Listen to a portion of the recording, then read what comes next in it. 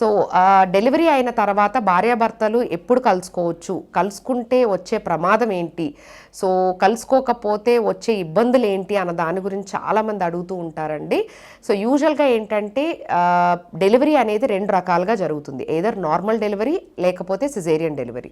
So యూజువల్గా ఏంటంటే normal delivery అయిన ఆడవాళ్ళు ఏంటి అంటే కింద అనేది ఒక ఎపిజియోటమీ వూండ్ అనేది ఒకటి ఉంటుందన్నమాట. అంటే యూజువల్గా డెలివరీ జరిగేటప్పుడు మేము కింద కొంత ఒక సర్జికల్ సూచర్స్ కానీ అలాంటివి వేసినట్టయితే యూజువల్గా ఆ సూచర్స్ హీల్ అయిన తర్వాత కలవటం అనేది మంచిది.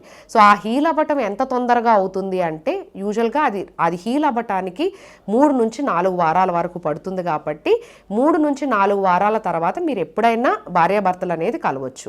సో అదేవిధంగా సిజేరియన్ డెలివరీకి మనం వచ్చినట్టయితే సిజేరియన్ డెలివరీలో మీరు ఎప్పుడు కలవచ్చు అంటే అది కంప్లీట్గా అది విమెన్ చాయిస్. అంటే యూజువల్గా ఏంటంటే సిజేరియన్ జరిగేటప్పుడు పొట్టకి ఇన్సిషన్ అనేది జరుగుతూ ఉంటుంది కాబట్టి కలిసేటప్పుడు ఇబ్బంది అనేది ఆడవాళ్ళు ఫీల్ అవుతారు. కాబట్టి ఒకవేళ ఆ ఇబ్బంది ఎప్పుడైతే తగ్గిపోతుందో ఆ తగ్గిపోయిన వెంటనే అంటే like if she is comfortable ఎప్పుడైనా అంటే డెలివరీ అయిన తర్వాత ఎప్పుడైనా కూడా మీరు కలవచ్చు.